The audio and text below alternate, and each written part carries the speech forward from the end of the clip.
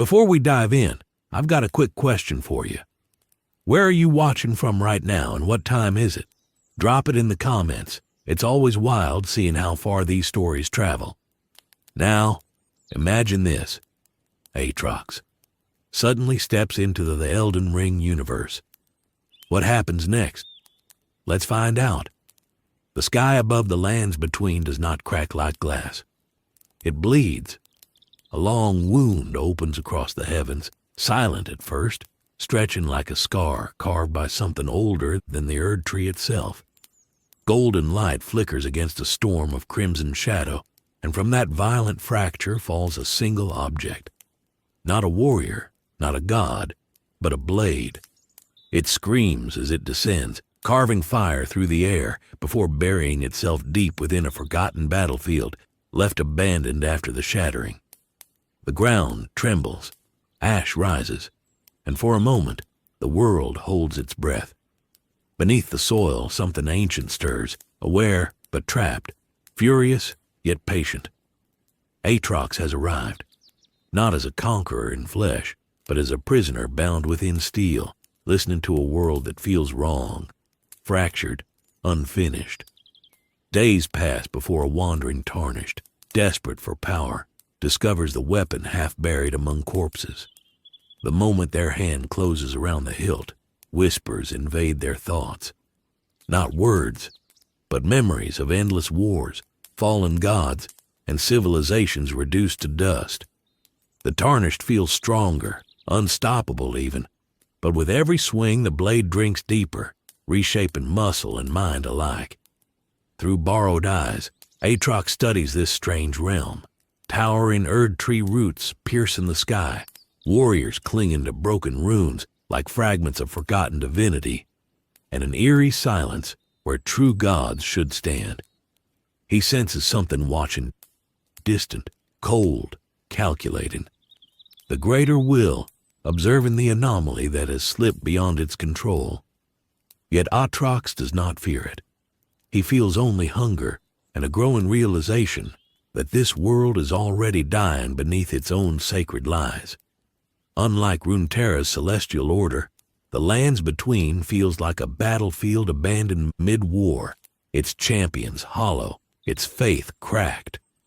With each clash against Roman knights and twisted beasts, his influence spreads through the Tarnished host, reshaping bone, forging armor from blood, testing the limits of this new prison. He cannot yet manifest fully, but he learns quickly. Power here is stolen through struggle, and demigods rule not through holiness, but through violence sanctioned by a broken system. As rumors spread of a crimson warrior who cannot die, distant forces begin to stir. Unseen eyes tracking his path, ancient runes flickering in warning. The arrival of Aatrox is not just another tragedy in the lands between. It is a foreign war awakening inside a world already on the brink, and the first tremor before something far worse begins to rise. The Tarnished does not understand what they carry, only that battles grow easier, victories sharper, and enemies fall with unnatural precision. Villages whisper of a warrior wrapped in red shadow, a presence that moves like a storm across Limgrave's broken roads. Each encounter feeds Aatrox fragments of this new reality. Beasts twisted by forgotten curses, knights who cling to honor long after their kingdoms have crumbled, and soldiers who fight not for hope, but for the faint promise of grace. Through every clash, he feels the pulse of runes, strange echoes of power unlike anything from his own universe. Scattered pieces of authority abandoned by fallen demigods. To Aatrox, they feel less like divine blessings and more like chains waiting to be broken. And so he pushes the Tarnished forward, toward greater conflicts, toward stronger prey, toward the promise of a form that is no longer bound to steel alone. Yet something else presses against his awareness. A distant intelligence carried through the golden glow of the Erd tree. It does not speak, but it measures him, weighing his existence like an error within a sacred equation. Creatures once dormant begin to stir along his path, Tree sentinels reposition themselves without orders, spectral warriors appear where none stood before, and grace itself flickers uneasily when he passes. The greater will has noticed the intrusion, but its influence feels fractured, weakened by the chaos left behind after the shattering. That weakness fascinates Aatrox. He senses that this world's gods are not absolute. They are wounded architects clinging to fading authority. For the first time since his imprisonment, he feels something close to anticipation. Not merely survival, but the chance to tear down a broken cosmic hierarchy piece by piece. Meanwhile, the tarnished vessel begins to change. Their reflection in still water shows armor forming like living flesh, veins glowing faintly beneath the skin, eyes carrying the weight of wars they never fought. Companions avoid them. Merchants fall silent as they approach. Even spirits bound to summoning ashes hesitate before answering the call. Aatrox experiments with the limits of this transformation, testing whether pain here works the same, whether death can still reshape him into something greater. And with every victory, his voice grows clearer within the host's mind. No longer a distant whisper, but a commanding presence, guiding every strike, every decision, every path taken through the crumbling ruins of the lands between. Far beyond Limgrave, unseen powers begin to whisper among themselves. Cultists sense a weapon worthy of devotion. Hidden scholars debate whether this crimson force is an outer god or something far older. And deep beneath the Erd tree's roots, ancient mechanisms of order begin to stir. Not yet to destroy Aatrox, but to understand the war he carries within him. Because this is no simple invader. This is a blade that remembers the death of worlds. And now it has found a realm already trembling on the edge of collapse. The deeper the tarnish travels, the louder the lands between begins to push back. Stormvale's broken towers rise against the horizon like jagged teeth, and within its shadow Aatrox feels something familiar. Ambition twisted into desperation. Godric's soldiers clash against the Crimson Warrior without hesitation, drawn by rumors of a weapon that grants unstoppable strength. Limbs fall, shields split, blood stains the stone pathways, and with every enemy that collapses, Aatrox absorbs not just their power, but their fear, a strange new currency in this fractured world. He studies grafted monstrosities stitched together from stolen flesh, and finds the concept almost amusing. These rulers chase godhood through imitation, unaware that true divinity is nothing more than a cage built by those too afraid to fall. For the first time, he laughs within the tarnished's mind, a deep, echoing sound that makes nearby enemies hesitate before charging again. But it is not only mortals who take interest. The air around Stormvale shifts when Grace flickers violently, reacting as if repelled by his presence. Spectral winds circle him, carrying faint echoes of a language older than the Golden Order, warnings meant for forces beyond comprehension. Even the creatures born of rot and decay seem uncertain, circling at a distance instead of attacking outright. Aatrox begins to realize that this land recognizes him as something unnatural even by its own broken standards. Where the Erd Tree represents control and rebirth through obedience, Aatrox embodies endless war without purpose, destruction that cannot be rewritten into a holy narrative. That contradiction begins to ripple outward, unsettling the balance that the greater will has fought desperately to preserve. At night, when the tarnished rest beside dying campfires, memories bleed through more clearly. Aatrox recalls ancient battles against celestial armies, the betrayal that trapped him within a weapon, and the endless cycle of being wielded by warriors who eventually crumble under his influence. Yet this world feels different. Here, death does not end stories. It resets them. Tarnished rise again through grace, demigods linger long after defeat, and history loops like a wound that refuses to heal. Aatrox begins to question whether destroying this world's rulers would free it, or simply continue another endless cycle under a different name. That uncertainty fuels his rage, pushing him toward greater confrontations where answers might lie. As rumors spread across Liurnia and Caelid, hunters begin tracking the Crimson Tarnished. Some seeking glory, others fearing prophecy. A band of seasoned warriors attempts an ambush along a fog-covered bridge, only to discover that Aatrox has learned to manipulate his host's body beyond natural limits. Wings of blood flicker into existence for mere seconds, strikes land faster than sight, and the battlefield becomes a canvas of violent precision. Survivors flee with stories that distort reality itself. A demon bound in steel, a fallen god searching for a throne, a curse that devours both enemy and wielder alike. Each tale strengthens Aatrox's legend, and with legend comes belief. And in the lands between, belief carries power. Far above, the Erd tree's golden light dims ever so slightly when he crosses into new territories. Its roots pulse like veins under strain, as though sensing a foreign infection spreading through the soil. And though the greater will has not yet acted openly, signs of preparation begin to appear. New champions guided by grace, strange envoys emerging from hidden sanctuaries, and divine watchers tracing the path of every battle Aatrox leaves behind. The blade has not merely arrived in the lands between. It has begun to reshape the rhythm of war itself, turning scattered conflicts into a single growing storm, one that even the shattered demigods may soon be forced to confront. The turning point comes not with a grand battle, but with silence. As the Crimson Tarnished walks beneath the looming shadow of the Erd tree's distant glow, the usual hum of wandering spirits fades. Even the wind seems reluctant to follow. Aatrox senses it immediately. The world is no longer simply reacting. It is studying him.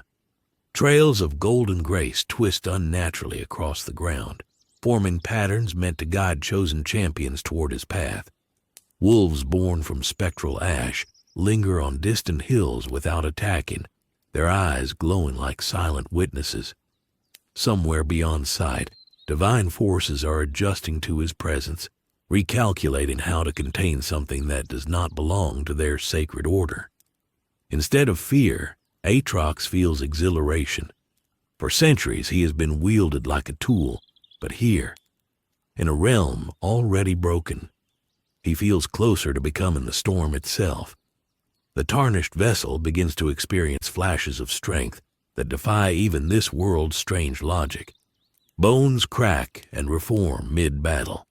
Armor fuses seamlessly into flesh, becoming both protection and prison. Enemies who once outnumbered them now hesitate before striking, sensing that death here feels different, heavier, more permanent. Aatrox experiments with the limits of rebirth, allowing the tarnished to fall in combat only to rise again stronger, reshaped by every defeat. Unlike other warriors guided by grace, this resurrection carries no divine blessing, only the relentless will of a being that refuses extinction. Each revival pushes him closer to partial manifestation, a shadowed silhouette briefly visible behind the host during moments of extreme violence. Witnesses describe seeing a towering figure made of living rage, wings unfurling like torn banners before vanishing back into steel.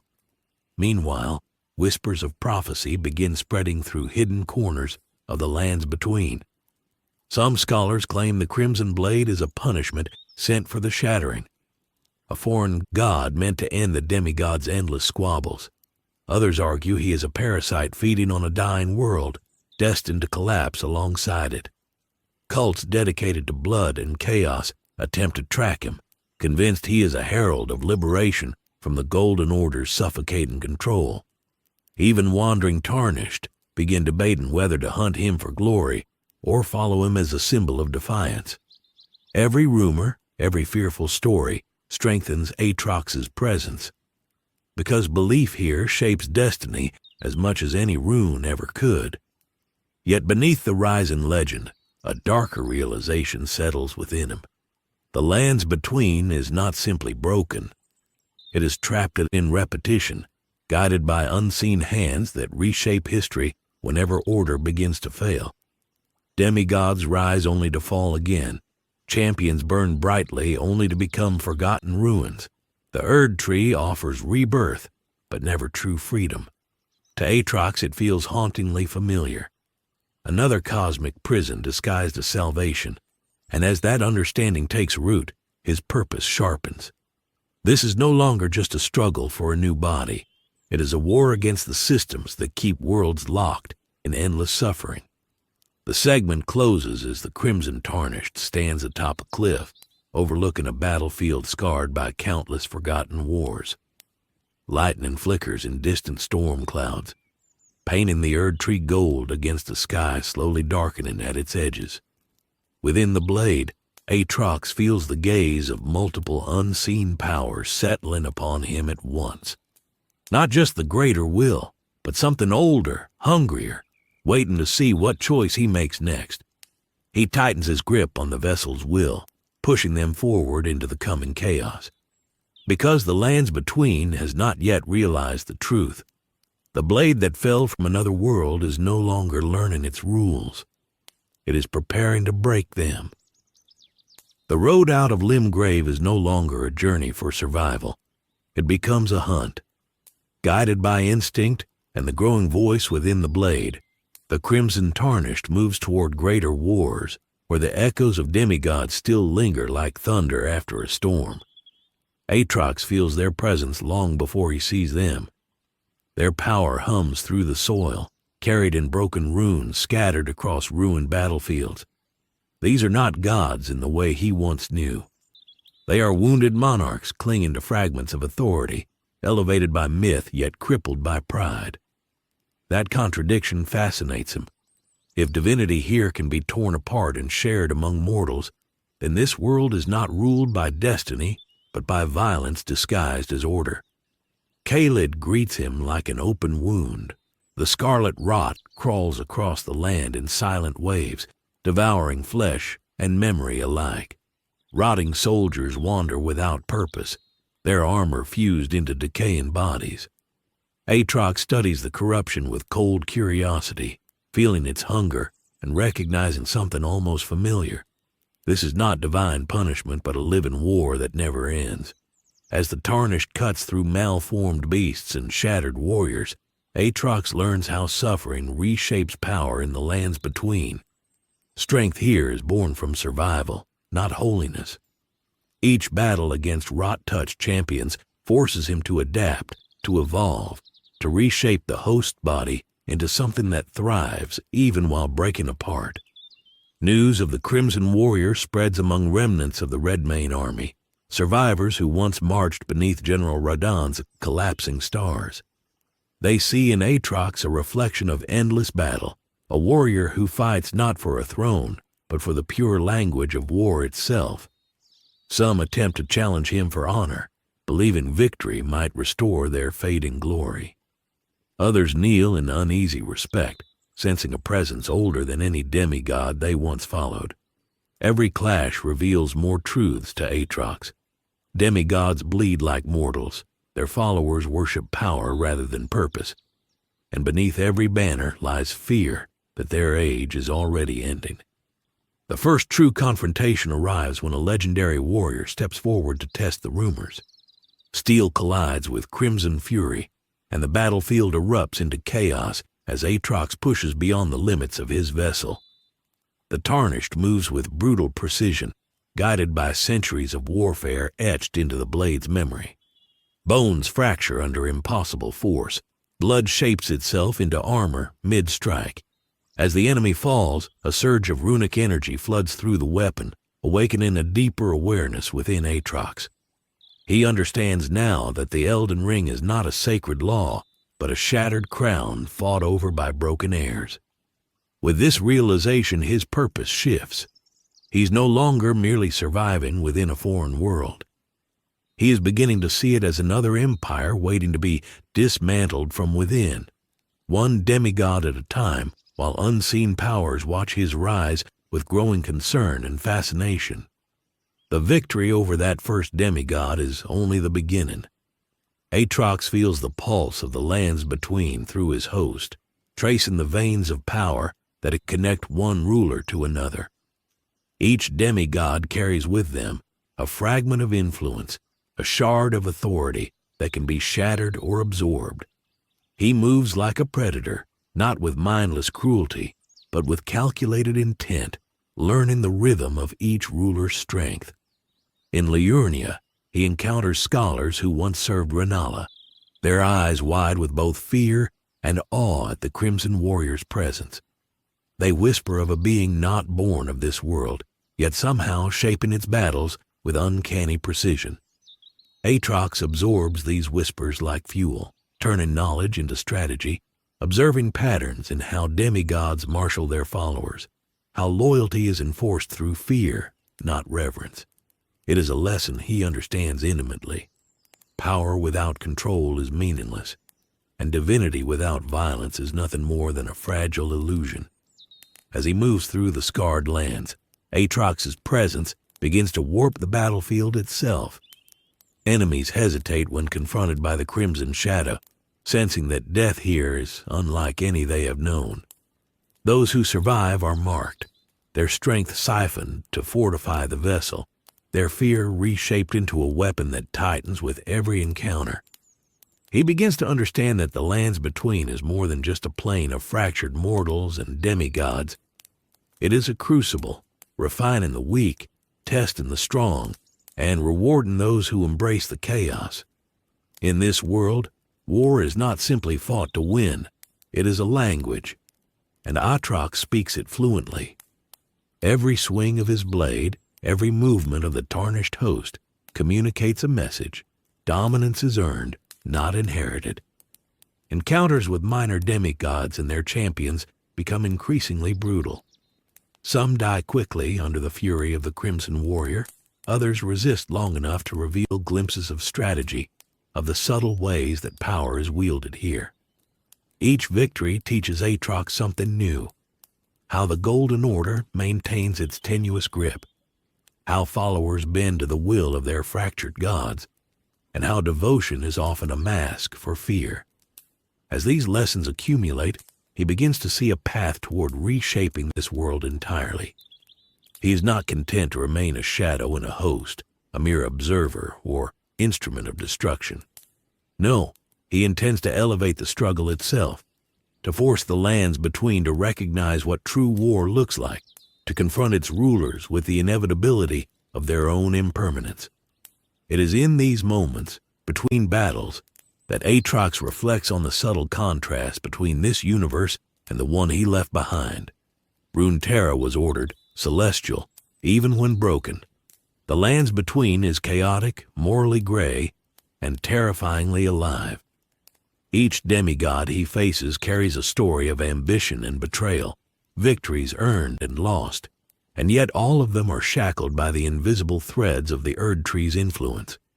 The comparison sharpens his understanding.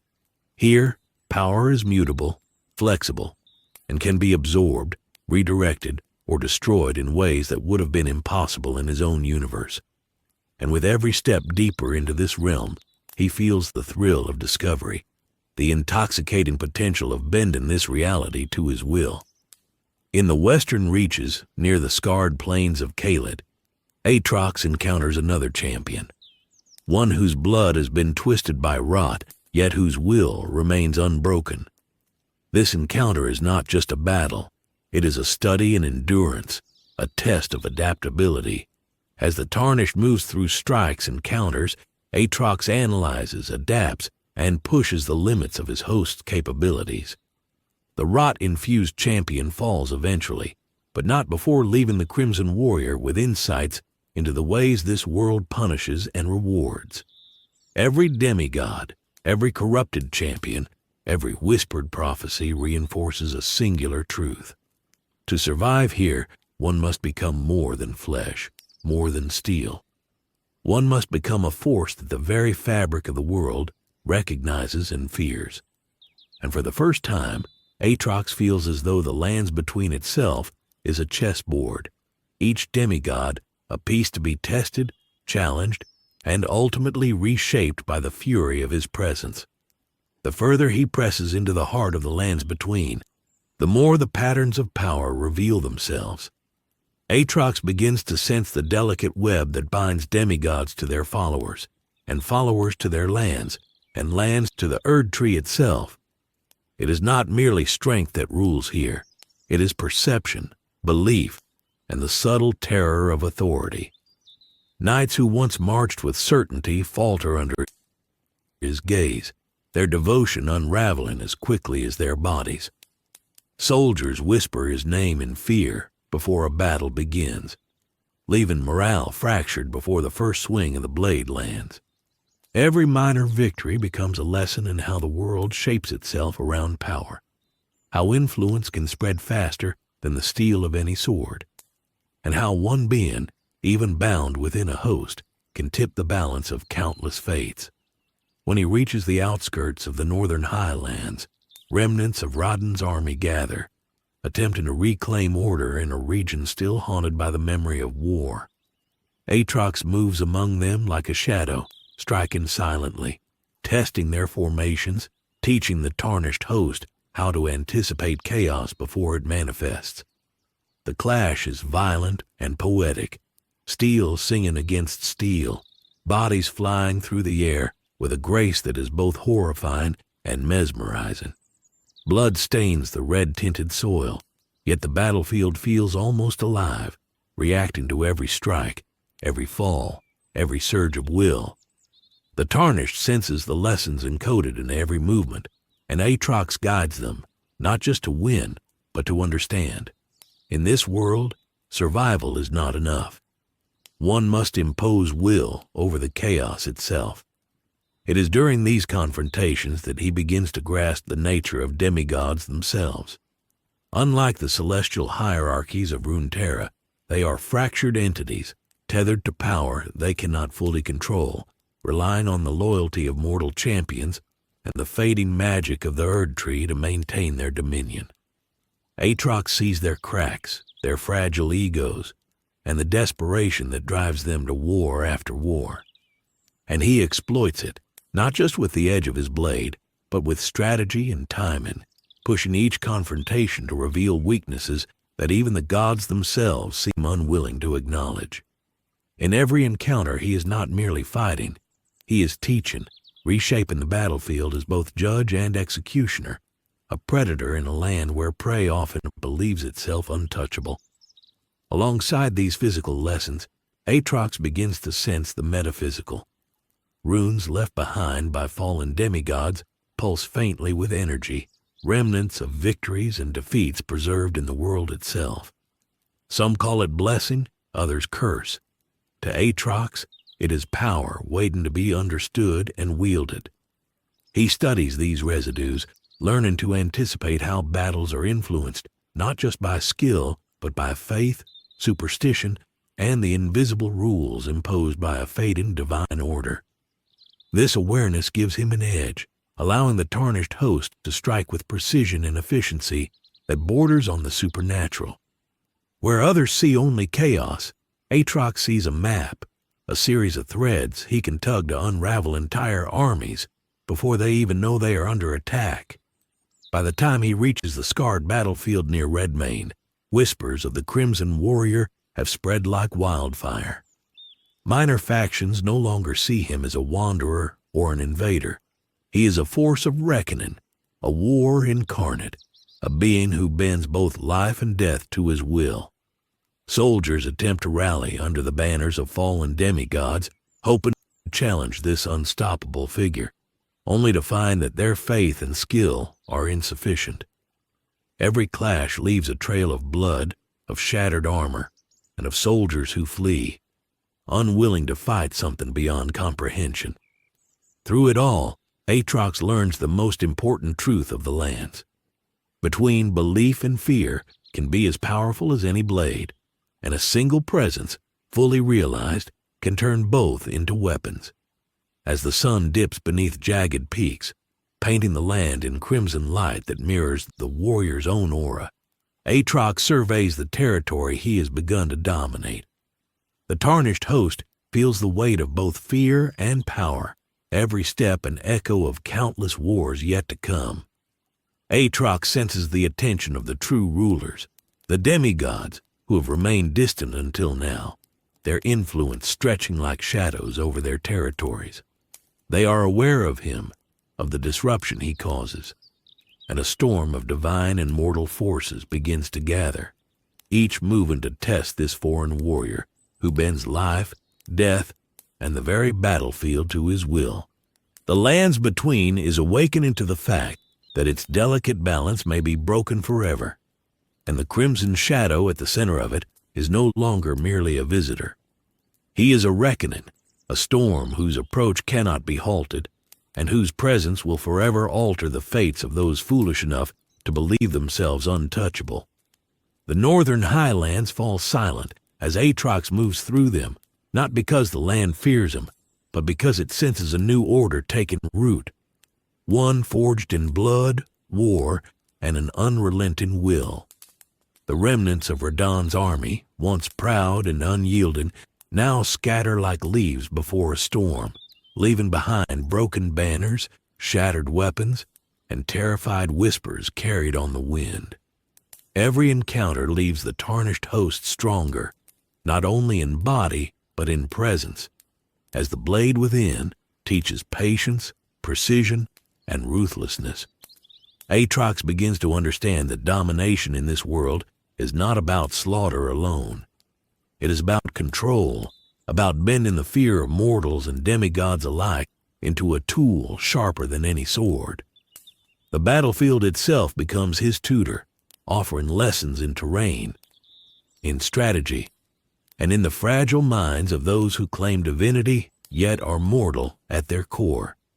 His path takes him next to the desolate plains of Kaled, a place where rot has consumed both flesh and hope.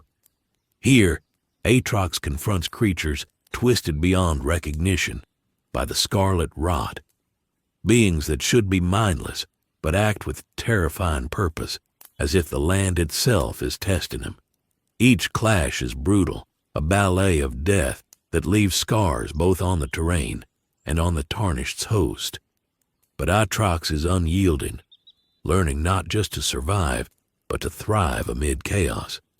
He begins to manipulate the battlefield instinctively, drawing foes into traps, forcing them to reveal weaknesses, and converting their strength into his own. The blade hums with energy, feeding on the pain and struggle around it, and the tarnished feels it coursing through their veins, a constant reminder that they are no longer a pawn, but the vessel of an unstoppable force.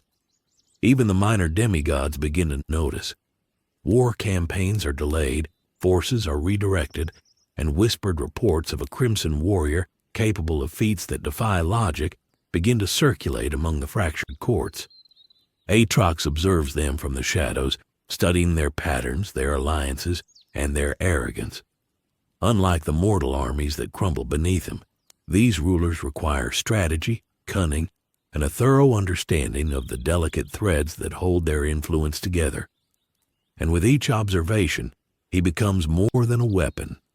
He becomes a master of the battlefield, an architect of chaos capable of dismantling even the carefully maintained dominion of a demigod with precision and patience. As he continues, Aatrox encounters Ranni's subtle machinations, though not yet directly. He senses her presence in the currents of magic and destiny that ripple across the lands between. She watches, calculating, and though she does not intervene, her attention is not lost on him. Aatrox finds this intriguing, recognizing a force that could either challenge him or serve as a tool in the battles to come. He begins to factor these unseen players into his strategy, understanding that survival and victory in this world require more than brute strength. It requires anticipation, manipulation, and a willingness to embrace the chaos of the universe rather than resist it. By the time he approaches the foothills leading to Lanedell, the tarnished host is no longer the same as when they first picked up the blade. The crimson influence has reshaped them, fusing flesh and steel into a singular instrument of war. Soldiers who once laughed at the tales of the crimson warrior now flee at the first glimpse of their presence. Demigods begin to whisper among themselves, debating whether this intruder is a herald of doom or a weapon they can exploit. Aatrox senses the tipping point approaching, feeling the world's delicate order begin to fracture under the weight of his presence. The segment closes with a vision of the lands between trembling under the shadow of its new predator. Lightning splits the skies over the scarred plains, painting the rot and ruin in stark contrast against the crimson aura of the tarnished. In that moment, Aatrox understands the truth. He is no longer a visitor in this world. He is a storm gathering on the horizon, a reckoning whose arrival has already begun to unmake the carefully constructed hierarchies of gods and mortals alike. Every demigod he has faced, every soldier who has fallen, every whisper of fear now feeds the growing certainty that nothing in the lands between will remain unchanged. And as he lifts his blade toward the darkening horizon, the world feels the first tremors of a war that will consume everything in its path, a war led by a force that refuses to bend to gods, mortals, or fate itself. The lands between is never silent for long, but now it whispers differently. Where once the cries of mortals and the clash of demigods shaped the world, a new pulse begins to resonate, one older and far stranger than anything it has known. The arrival of the Crimson Warrior has not gone unnoticed by powers that dwell beyond mortal comprehension. The greater will, ever vigilant and ever calculating, feels the intrusion as a ripple against its design. It senses not just a vessel wielded by foreign influence, but a force that bends the rules it has enforced for centuries. Every strike of Aatrox against the minor demigods, every battlefield reshaped by his presence, sends tremors into the cosmic web, and the outer mechanisms of order respond with a mixture of caution and alarm. But the greater will is not alone in its observation. Other entities, darker and more unpredictable, stir as if awakened by instinct. The formless mother, dwelling in realms that brush against mortal perception, senses a kindred chaos in the crimson presence. Frenzied flame, that primal hunger that twists minds and consumes reason, flickers in anticipation, drawn to the raw war that seems to spill naturally from the tarnished host. These outer gods are not bound by the constructs of order, law, or morality. They recognize in Aatrox a resonance, a pattern of destruction and power that speaks to the core of their being. Where the Golden Order seeks to maintain the cycle, these entities see potential. A catalyst that could rewrite not just the lands between, but the rules of the cosmos itself. Aatrox, for his part, senses this awareness even without understanding its source. His presence draws attention in subtle ways. Whispers in the winds that carry no voice, shadows that twist unnaturally around him, visions in the periphery of perception that vanish when looked at directly. He feels the curiosity and hunger of these ancient entities like a weight against his mind, and rather than fear, he finds exhilaration. For centuries he has been bound by circumstance, wielded as a tool, trapped in steel and memory. Here, in this fractured world, he has discovered not just freedom, but a challenge worthy of his existence. The lands between is a battlefield, yes, but it is also a proving ground, and the attention of the outer gods signals that the trials he faces are about to escalate beyond anything mortal comprehension. Meanwhile, the subtle currents of cosmic awareness begin to influence the world around him. Minor cults devoted to blood, chaos, and forbidden knowledge sense the approach of a foreign war incarnate and seek to draw near, offering worship and allegiance to the Crimson Force. These cults are not united by ideology. They are drawn together by instinct, by a recognition that power has arrived in a form they cannot yet define. As they congregate, they inadvertently create pathways of influence, conduits through which the outer gods can feel, if not directly touch, the material world. Aatrox, as always, adapts quickly. He does not submit to worship, but he does observe its effects, recognizing that fear and devotion, even when misguided, can be harnessed as tools to destabilize the established order. Each follower, Each whispered tale becomes another thread in the tapestry of his growing presence, a way to measure and manipulate the influence of the outer forces now converging on his path. In distant sanctuaries hidden beneath the roots of the Erd tree, and in the caverns where light barely reaches, scholars and prophets detect a disruption unlike any before. They speak in hushed tones of a force that should not exist, a crimson shadow moving across the lands with intent and precision beyond mortal comprehension. Some speculate that this is a herald of the outer gods themselves, sent to test the strength of the world's defenses. Others believe it is an anomaly, a mistake in the cosmic design, a being too powerful and too untethered to fit into the rigid structure imposed by the Golden Order. Aatrox does not need to know the specifics. He feels the attention in the very marrow of the lands between, in the tremors of the earth and the flicker of the stars above. The world is aware of him, and the forces that govern it, both seen and unseen, are beginning to respond. As he ventures further into the shattered territories, minor encounters with demigods take on new meaning. Each battle is no longer just a test of strength or strategy. It is an observation, a demonstration of how a foreign force interacts with the natural order of the world. Aatrox senses that every movement, every victory, and every failure is being catalogued, understood, and anticipated by entities far beyond the comprehension of mortals. The tarnished host, guided by the blade, learns to navigate these encounters not just with skill, but with an instinctive awareness of forces pressing against them from outside the visible realm.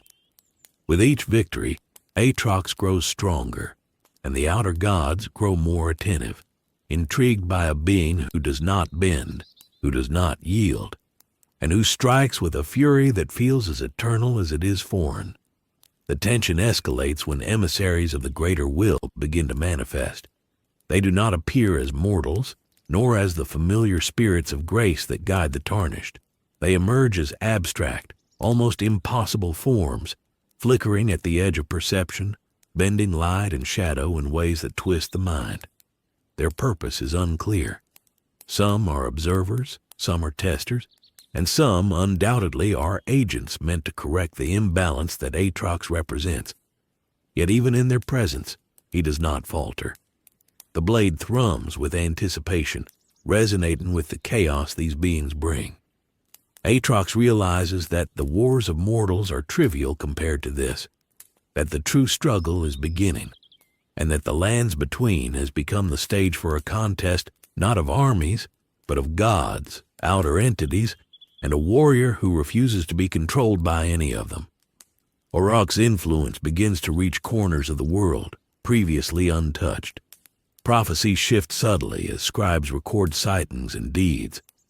Minor demigods whisper warnings to one another, their alliances strained as the shadow of the Crimson Warrior stretches over their domains. The outer gods watch, fascinated, noting how a being can bend not just flesh, but perception, belief, and the fabric of the world itself. Some begin to test indirect influence, sending visions, manipulations, and corrupted emissaries to gauge his reaction. Aatrox responds instinctively, interpreting their interventions not as threats, but as a challenge, an opportunity to push his host, to evolve, and to assert dominance over forces that have never encountered such defiance. The segment begins to close as the lands between it itself trembles with anticipation. Lightning arcs across the scarred skies, reflecting in pools of crimson where battles have left their mark. The very air vibrates with tension, as if aware of the cosmic chessboard being set in motion. Aatrox stands at the center, a storm contained within a vessel, aware that unseen eyes are fixed upon him, and that the outer gods are no longer merely observers. They are participants, testing the boundaries of power, influence, and the very nature of conflict. The lands between has become more than a battlefield. It has become a crucible for forces far beyond its comprehension, and the Crimson Warrior at its heart has not only arrived, he has already begun to rewrite the rules of engagement for mortals, demigods, and gods alike. Aatrox moves through the lands between with a sense of awareness that goes beyond mere perception. Every battle, every fallen enemy, every corrupted creature becomes part of a greater tapestry, one that stretches far beyond mortal understanding.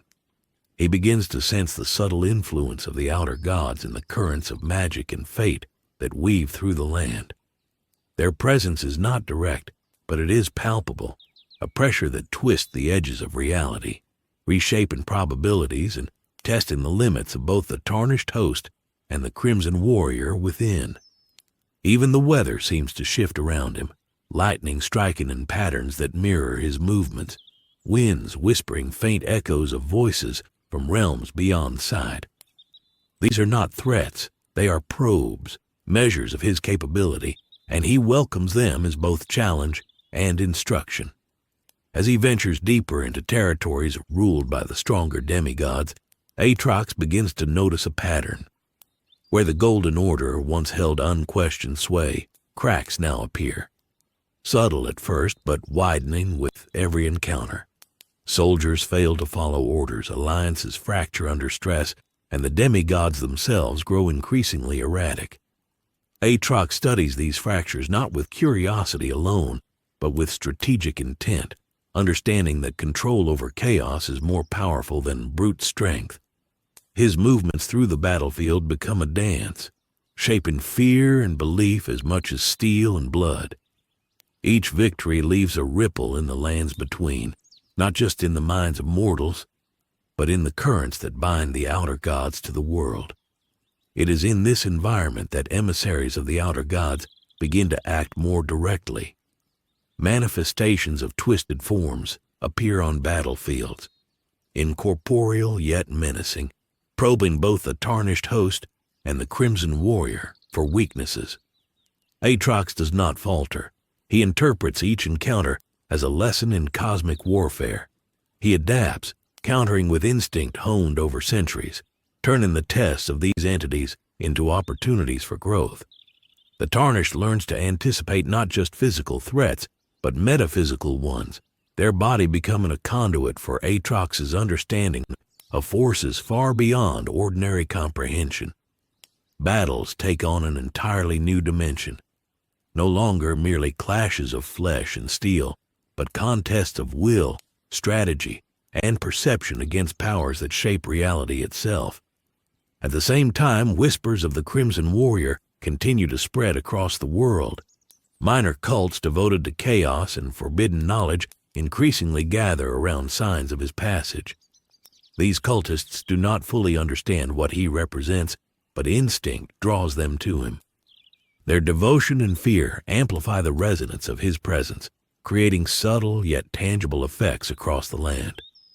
Forests twist slightly as he passes, rivers seem to flow against expectation, and spectral traces of past battles react to his proximity.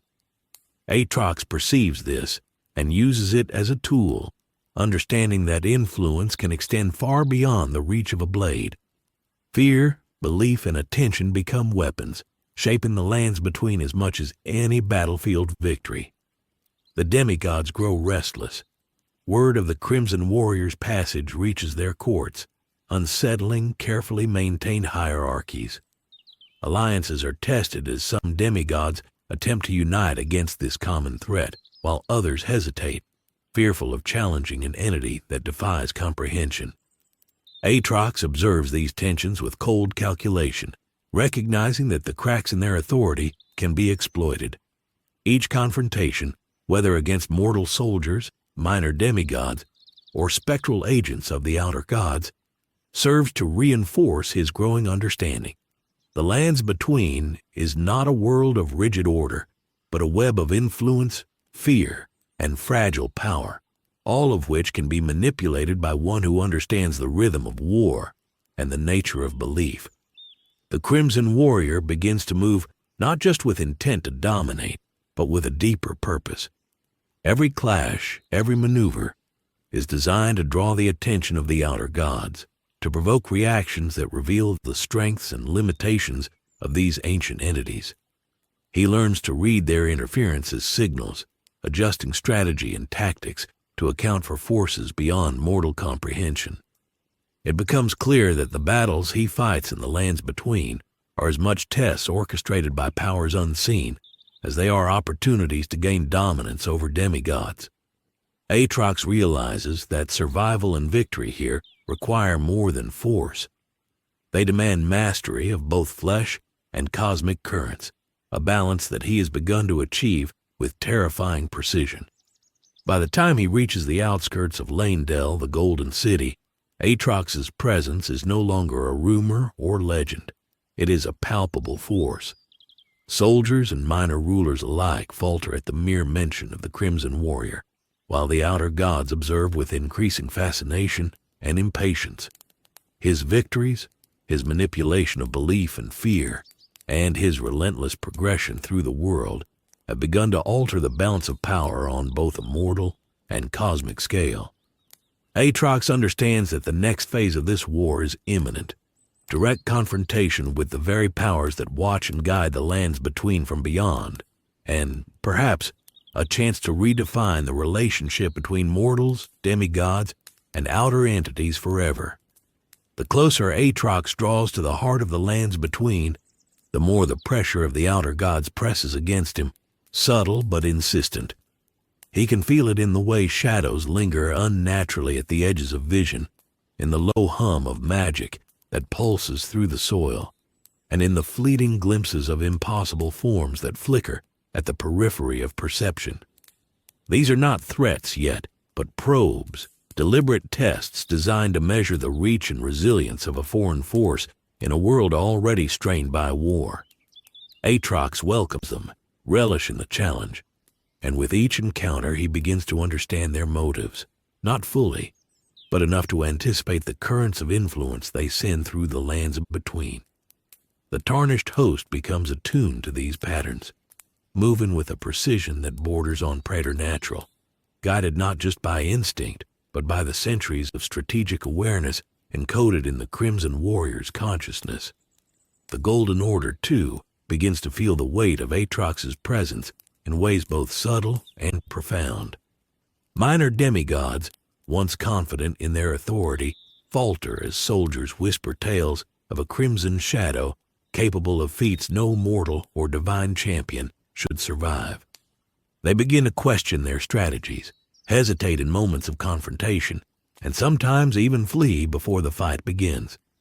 This uncertainty is exactly what Aatrox exploits. He does not merely seek to overpower his enemies. He seeks to unravel the very perception of power, to expose the cracks in the authority of demigods and mortal champions alike. Every battlefield becomes a laboratory for his understanding of control, fear, and dominance. The Tarnished moves as both blade and teacher, embodying the raw, unrelenting will of Aatrox while learning to channel the strange, fractured rules of this world. Emissaries of the outer gods increase their presence as well. They manifest as fleeting specters in abstract forms, sometimes twisted beyond recognition, at other times almost familiar in shape, designed to provoke instinctive reactions. Aatrox studies them with the same meticulous attention he applies to mortal and demigod foes, noting the ways they interact with the world and the subtle ways their influence warps perception. These encounters are tests, and Aatrox treats them as opportunities. He manipulates the host's body and the battlefield with precision, using each interaction to gather insight into the nature of the outer gods themselves. The Tarnished's victories here are not measured in bodies alone, but in understanding, adaptation, and the incremental shaping of a force capable of challenging entities that exist beyond conventional comprehension. The Crimson Warrior also begins to sense the formation of cults and factions drawn to his presence. These groups are small and fragmented, yet their devotion, fear, and attention create currents that ripple through the land. Forests seem to twist slightly as he passes, spectral remnants of past conflicts shimmer in his wake, and even the natural balance of rot, decay, and growth shifts in subtle ways. Aatrox recognizes these as tools, extensions of influence that can be leveraged to manipulate mortal perception and destabilize the established hierarchies of the demigods. He does not need their loyalty, but he understands the power inherent in their belief, the way it can amplify fear and sway outcomes before the clash of steel even begins. As he moves through scarred lands and ruins, Aatrox observes the interactions between demigods themselves. Alliances fray under pressure, rivalries erupt in unpredictable ways, and the tension of unspoken fear pervades even the most organized domains.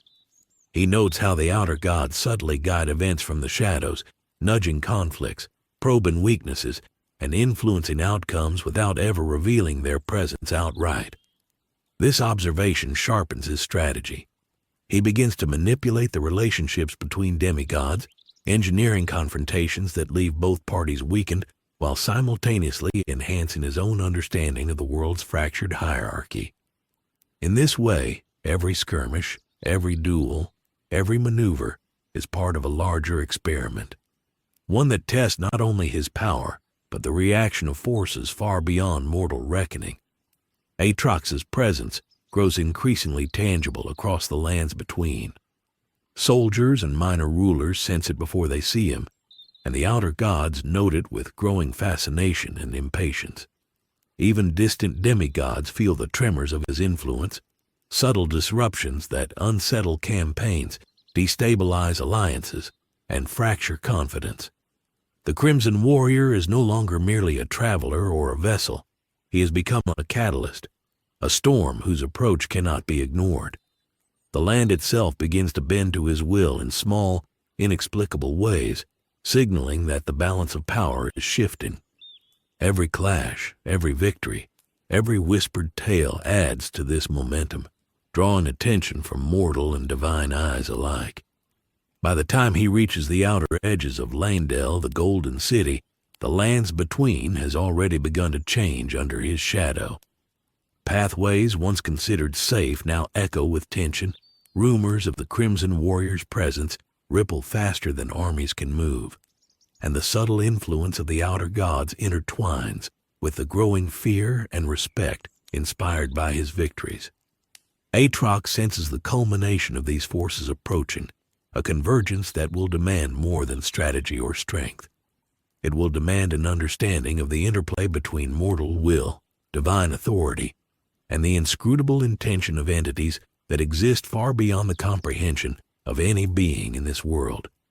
The stage is set, the players are moving, and the storm that is Aatrox is ready to challenge not just the lands between, but the very powers that govern it from beyond sight.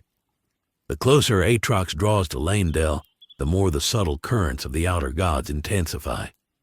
Their influence is no longer a distant pressure felt in shadows and whispers. It manifests directly in ways that twist perception, distort the environment, and test the resolve of both the tarnished host and the Crimson Warrior within. Pools of water shimmer with impossible reflections, flickering between realities that should not coexist. Shadows elongate and contort as if alive, and the wind carries voices that are not meant for mortal ears, murmuring in languages that press against comprehension itself. Aatrox studies these phenomena with fascination rather than fear. He has fought against gods and celestial armies in his own universe, and while the rules here are different, the principles of war, strategy, and dominance remain the same. Every test, every subtle probe from these outer entities becomes an opportunity to understand, adapt, and turn the world itself into a weapon. The demigods are reacting now, not just to Aatrox's victories, but to the presence of forces beyond their comprehension that move in tandem with him. Minor rulers begin to whisper of unnatural influence in the battles they wage, noting inconsistencies in magic, disturbances in divine blessings, and phenomena that cannot be explained by mortal or godly means alone. Some begin to fortify their domains with rituals and wards meant to ward off invisible observers. Others attempt to rally troops, hoping sheer force can counter what they sense but cannot fully see. All of these efforts, however, play into Aatrox's understanding. He has learned to anticipate the responses of both mortals and demigods, predicting movements and manipulating outcomes not through force alone, but by shaping perception, belief, and fear. Emissaries of the outer gods begin to intervene more aggressively. These beings flicker between forms, some grotesque, some abstract, some eerily familiar, and each encounter tests the limits of the Crimson Warrior's understanding. They attempt to probe weaknesses, disrupt his control of the host, and influence the battlefield in ways that could overwhelm ordinary mortals or demigods. But Aatrox adapts. The centuries of combat, the endless wars he has endured, give him an instinctive understanding of conflict at every scale. He learns to integrate these probes into his strategy, turning them into tools rather than threats. The Tarnished becomes a conduit through which the lessons of these outer entities are absorbed and weaponized, each encounter leaving both host and blade stronger, faster, and more attuned to forces that defy comprehension. As Aatrox advances, the lands between itself begins to respond in extraordinary ways. Forests bend subtly toward his path, as if guiding him, while rivers and streams ripple unnaturally with his passage. Ruins of forgotten fortresses react to his presence, with runes flickering and residual magic shifting in acknowledgement. Even the forces of rot and decay seem to hesitate when confronted with his influence, sensing that this is not a mere mortal wandering the land, but a catalyst capable of altering the very rules of existence. Each movement, each battle, each ripple of power draws attention not only from demigods, but from the outer gods, whose curiosity is now turning toward active engagement rather than distant observation. The minor cults drawn to him begin to swell, attracted by the resonance of fear, devotion, and cosmic attention. Their rituals, often chaotic and misguided, inadvertently amplify his presence, creating nodes of energy that ripple through the lands between. Aatrox recognizes these as more than superstition. They are tangible manifestations of belief interacting with cosmic power. He uses them subtly, allowing them to bolster fear and manipulate perception, converting devotion into influence without ever relying on their loyalty. This manipulation reshapes the battlefield in invisible ways, weakening opposition before they even draw steel. The demigods themselves become increasingly unstable. Alliances fracture under pressure, rivalries erupt, and the balance of power teeters precariously. Those who once believed in the infallibility of their authority now hesitate, unsure of how to confront an entity that defies the rules of their world. Aatrox studies these interactions closely, predicting reactions, exploiting weaknesses, and orchestrating chaos with surgical precision. The world itself is becoming a weapon, shaped by the knowledge, fear, and raw power that the Crimson Warrior channels through the Tarnished host. By the time he reaches the inner approaches to Leyndell, Aatrox is no longer simply a visitor in the lands between. He is a storm gathering in both presence and influence. Soldiers falter at his approach, demigods question their own authority, and the outer gods lean ever closer to intervene, intrigued by a being who bends perception, belief, and reality itself. Every clash, every maneuver, and every ripple of influence has been preparation for the trials to come, and the Crimson Warrior understands that the true war is about to begin. The lands between is no longer just a battlefield. It is a crucible, a testing ground for power that spans mortal, divine, and outer realms alike. Aatrox stands at the threshold, fully aware that the next steps will bring him into direct confrontation with entities that have shaped worlds for centuries, and he is ready to challenge them on his own terms, reshaping not just the lands between, but the very nature of power itself. The lands between trembles under a tension that has been building for months, a storm no longer confined to the actions of mortals or the schemes of demigods. The presence of the Crimson Warrior has begun to fracture reality itself, and the air hums with anticipation, a resonance that whispers of change yet to come. As Aatrox moves through the shattered plains and scarred fortresses, he senses the weight of history pressing against him. Every ruin, every battlefield, every monument to forgotten victories vibrates with memory, yet he feels no reverence, only opportunity. The shattering that once tore the lands between apart seems to echo within the very marrow of the world. And where others see ruin, Aatrox sees raw material, a canvas upon which to forge a new order through the relentless calculus of war.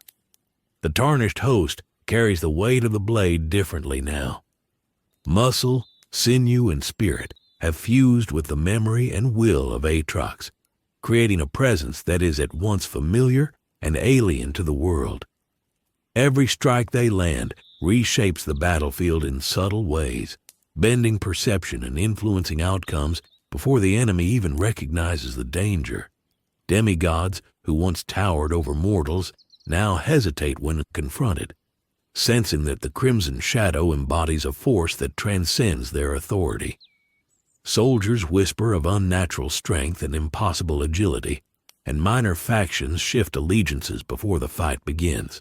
The world itself seems to respond, subtly reshaping terrain, warping gravity in small, imperceptible ways, as if the lands between itself is being tested, measured, and, in some strange fashion, molded by the presence of a being that was never meant to exist here. As he presses toward the inner reaches of Leyndell, Aatrox begins to recognize patterns in the chaos around him. The shattering was not simply a collapse of authority. It was a failure of cohesion, an unraveling of the threads that bound power, belief, and fate together. He observes the demigod's struggles, Godric's fractured control over his territories, Renala's wavering influence through her academy, and Ranni's distant, calculating interventions, and realizes that the world is still governed by fractured laws, by rules half remembered and half forgotten. In this fractured hierarchy, opportunity blooms. Every hesitation, every lapse of control becomes a tool. Aatrox begins to map the flow of influence, tracing the subtle currents that shape alliances, fear, and power. He understands that to conquer here is not merely to defeat enemies, but to reconstruct the shattering itself, to bend chaos into a new architecture of war that answers only to his will. The outer gods, now fully aware of his presence, continue their scrutiny. They probe with subtle forces, flickers of impossible light, whispers that press against the edge of thought, and disturbances in the currents of fate that test the limits of the Crimson Warrior's awareness. Aatrox perceives each probe not as a threat, but as information, a series of measurements to be decoded and exploited. The tarnished host moves with uncanny precision, guided by instincts honed across centuries of endless combat, converting these cosmic tests into lessons in survival, adaptation, and dominance. Each encounter leaves both host and blade stronger, more attuned to the subtle rules of the lands between, and more capable of bending not just flesh and steel, but the perception and belief of those who stand against him. Even the land itself reacts to the accumulation of his presence.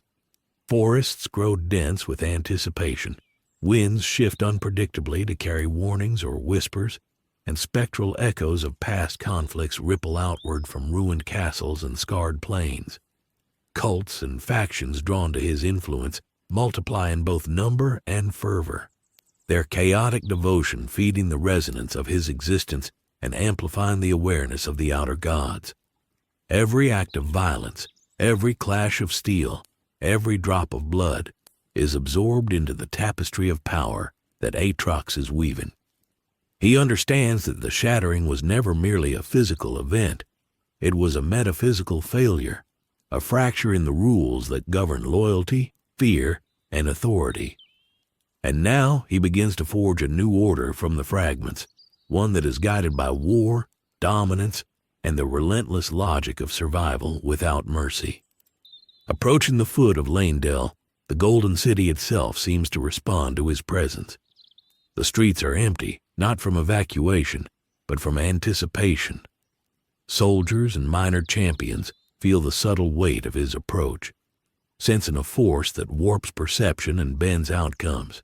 Even the demigod's eyes, distant and calculating, flicker with uncertainty. The Erdtree's light shines with an unsteady golden glow, reflecting tension and the possibility of change. Aatrox senses the precipice of transformation, a moment in which the fractured world can either resist or be reforged entirely under the influence of the blade. The shattering that once divided gods, mortals, and fate itself now offers a chance for reconstruction, and the Crimson Warrior is poised to become the architect. Within the tarnished host, the voice of Aatrox grows ever stronger, more insistent, yet more harmonious with the body it inhabits. Every decision, every movement, every strategy flows from a unity of thought and purpose. Battles are no longer merely tests of strength. They are demonstrations, lessons in dominance that leave survivors, whether mortal or divine, aware that the rules they once obeyed no longer apply. The shattering is not simply observed. It is engaged with, shaped, and gradually rewritten with each strike of steel and every manipulation of perception. Aatrox's understanding of the lands between now transcends the limits of simple conquest. He is beginning to see the interconnectedness of mortal ambition, divine authority, and the attention of outer entities, and he recognizes that mastery over this web is the true key to reshaping the world. Every move forward is a message to the outer gods.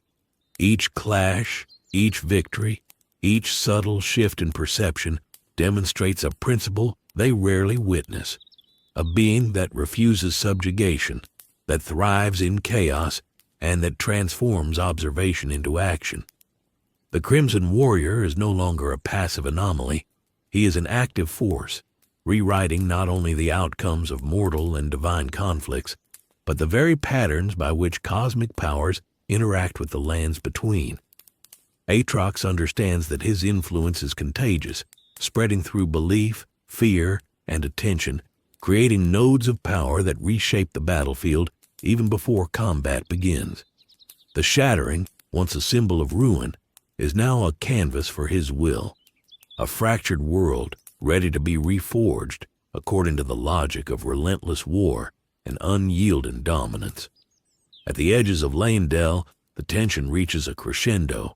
Soldiers, demigods, and spectral agents of the outer gods all respond to the same signal. The Crimson Warrior has arrived, and the shattering is about to be tested in ways the lands between has never seen. Aatrox feels it in the marrow of his host, a resonance that binds flesh, steel, and will into a singular instrument of war. The world itself seems to hold its breath, the light of the Erdtree flickering, shadows stretching unnaturally, and the currents of fate quivering under the anticipation of change. The stage is set for the next chapter of this conflict, where mortals, demigods, and outer entities will collide, and the shattering that once divided all will now be reforged in blood, fire, and unrelenting steel. The closer Aatrox moves into the heart of Leyndell, the more the city itself seems alive with tension, a reflection of the fractures he has already begun to impose on the lands between. Soldiers patrol with unease, their discipline cracking under the subtle fear of a force that does not obey the rules of mortals or demigods. Statues of past rulers seem to loom differently, shadows fallen where they shouldn't, light bending unnaturally over the streets and plazas. Every step the Tarnished takes under the guidance of Aatrox sends ripples through the Golden City, altering perception, warping the responses of those who dare to stand in their way. This is no longer just a battlefield. It is a theater for the reclamation and reforging of the shattering, where the rules of fate, power, and authority are rewritten through fear, skill, and the overwhelming presence of a being who belongs to neither the lands between nor its gods. The demigods themselves feel the pressure acutely. From distant watchtowers and hidden sanctums, they perceive a force reshaping the balance of power. Some attempt to rally their followers, sending orders and reinforcements to confront the Crimson Warrior, yet hesitation spreads like a contagion. Even Godric, who once relied on brute force and intimidation to maintain dominance, senses the instability of his own control. The presence of Aatrox turns confidence into doubt, and doubt into fear, fracturing alliances and exposing weaknesses that would have gone unnoticed in ordinary times. In this subtle unraveling, Aatrox sees opportunity. He does not merely cut down enemies.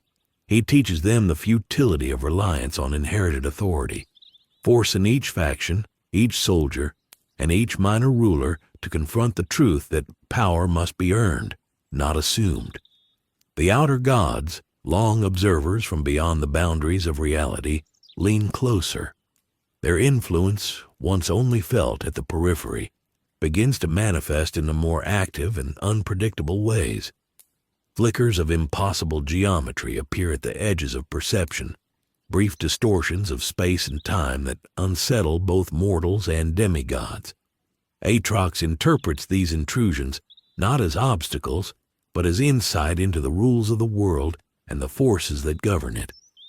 Each distortion, each spectral ripple, is an equation to solve, a challenge to understand and incorporate into his strategy. The tarnished host becomes more than a vessel. They are a living experiment, their body and mind a crucible for mastering interactions between mortal will, divine authority, and cosmic influence. Every battle fought under these conditions teaches lessons that transcend simple victory, shaping the blade and host into instruments capable of contending with the most powerful entities of the lands between. Within Leyndell, minor cults and factions drawn to the Crimson Warrior's presence grow bolder. Their rituals, chaotic and fervent, amplify the resonance of fear and belief that spreads through the city. Shadows twist unnaturally in their gatherings, whispers echo in streets long abandoned, and the energy of their devotion feeds into the subtle currents that Aatrox now commands. This influence extends beyond the limits of mortal comprehension, a tangible but invisible force that destabilizes the careful hierarchies of the demigods while amplifying the reach of the Crimson Warrior. Aatrox observes these interactions with meticulous focus, recognizing that influence is as powerful as steel and blood when wielded with precision and intent. The Shattering, which once divided the world into fractured domains and broken rulers, now becomes a blueprint for reconstruction under his will. Every hesitation, every fractured command, every fearful glance of a soldier or demigod is catalogued and exploited. The Crimson Warrior does not merely impose dominance, he reshapes the landscape of power itself, merging battlefield strategy with manipulation of belief, perception, and cosmic attention. Leyndell becomes a testing ground where the principles of war, control, and fear converge, and Aatrox moves with the certainty of one who understands not only how to fight, but how to restructure a world teetering on the edge of collapse. Each encounter within the city sharpens his understanding. Minor demigods attempt to confront him, bringing the combined might of followers and divine blessing, yet each falls into patterns he has already anticipated. Even as his host delivers devastating blows, the lessons of these engagements go beyond the physical. He observes the interplay of morale, superstition, and divine oversight, using the outcomes to map the invisible currents of influence that sustain the lands between. These insights are invaluable, revealing how belief, fear, and attention can be harnessed as weapons alongside steel, allowing him to strike not only at bodies, but at the fragile cohesion of entire domains. The outer gods respond in kind, their subtle tests becoming more audacious. Rifts of perception and fragments of impossible geometry flare across the battlefield as if to measure his adaptability. Shadows flicker with unearthly intelligence, and whispers press into the consciousness of the tarnished host. Yet each probe only strengthens Aatrox's resolve, teaching the host to move in harmony with forces that exceed mortal comprehension. He integrates these lessons into his tactics, transforming every encounter into both a victory and an experiment, a proof that the shattering can be manipulated, guided, and ultimately reforged according to his will. By the time Aatrox reaches the heart of Leyndell, the Golden City itself seems to resonate with his presence. Soldiers and demigods alike feel the weight of inevitability pressing upon them, a force that bends perception, fear, and allegiance in ways they cannot resist. The shattering is no longer simply a memory of ruin. It is a living framework, being reforged in real time under the guidance of a warrior who understands the interplay of mortal, divine, and cosmic forces. Every movement, every strategy, and every demonstration of power signals to the outer gods that the Crimson Warrior is not just a visitor or intruder. He is an agent of change, a storm capable of redefining the rules of the lands between itself. And the stage is set for the next act in a conflict that will test the limits of gods, mortals, and the unseen entities that watch from beyond. The heart of Leyndell quivers under a tension it has never known. The streets are eerily silent, save for the faint echoes of armored footsteps and the whisper of wind through broken archways. The soldiers stationed at the gates, once pillars of discipline and confidence, falter as the Tarnished approaches, guided by the will of Aatrox. Every eye in the city seems to catch sight of the Crimson Warrior before the body is even seen, a ripple of fear that travels faster than the armies could march. Even minor demigods and their champions pause, sensing that the rules they once enforced with the authority of gods are now in flux. In this moment, the shattering is no longer a relic of the past. It is a living, breathing force, bending, breaking, and reshaping the very fabric of power within the lands between. As Aatrox moves deeper, he senses the subtle manipulations of the outer gods growing stronger.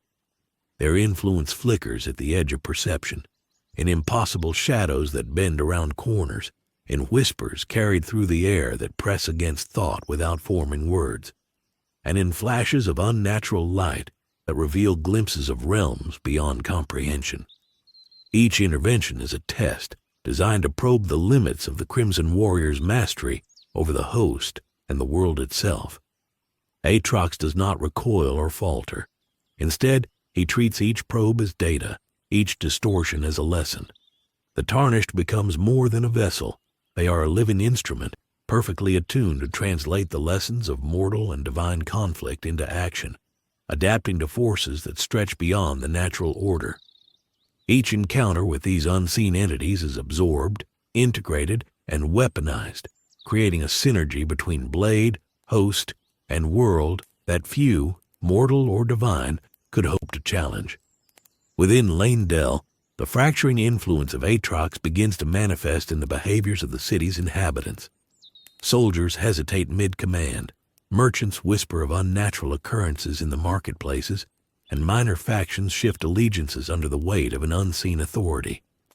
These ripples extend beyond perception, subtly altering the outcomes of minor skirmishes and destabilizing the command structures that have long maintained the Golden Order's hold. Even the demigods themselves cannot remain unaffected. They feel the pressure of an entity that operates outside the boundaries of their understanding, a presence that bends fear, belief, and attention into weapons more potent than any sword or spell. Every hesitation, every fearful glance, every fractured order adds to the momentum of the Crimson Warrior, creating a cascade of influence that reshapes the power dynamics of the city before a single blade has been fully drawn. The outer gods continue their observation, their curiosity deepening with each passing moment. Subtle manipulations in reality grow bolder. Light refracts in impossible angles.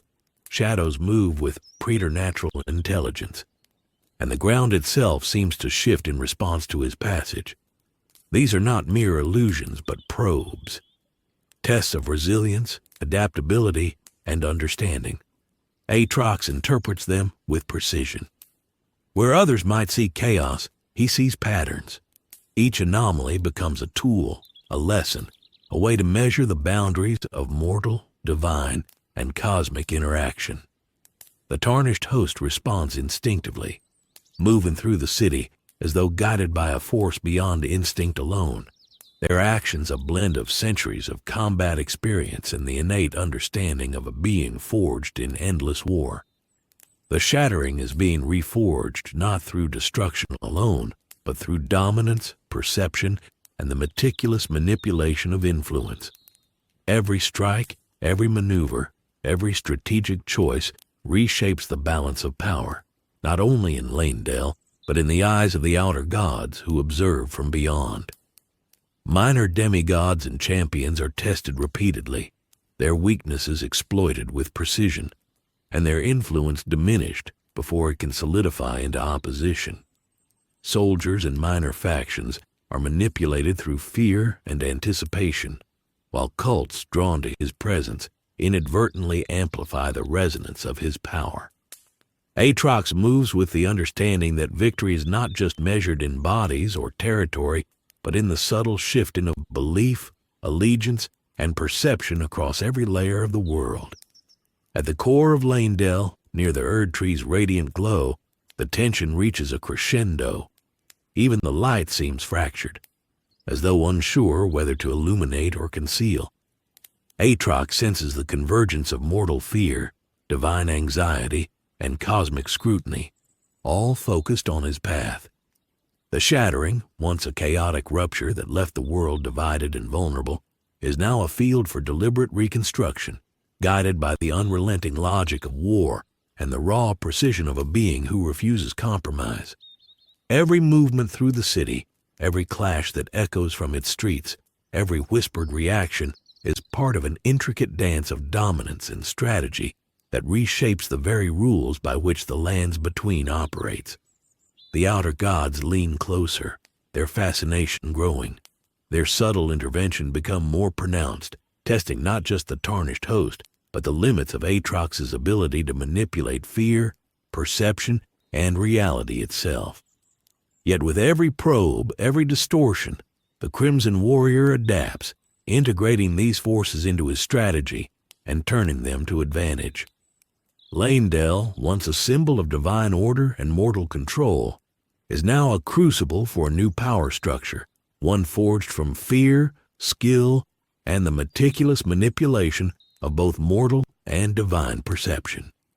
The stage is set for a confrontation that will not only determine the fate of the Golden City, but will also signal to the outer gods that the Crimson Warrior is no longer a visitor or anomaly. He is a force capable of challenging the very framework of their attention and influence, and the Shattering is on the verge of being reforged entirely under his indomitable will.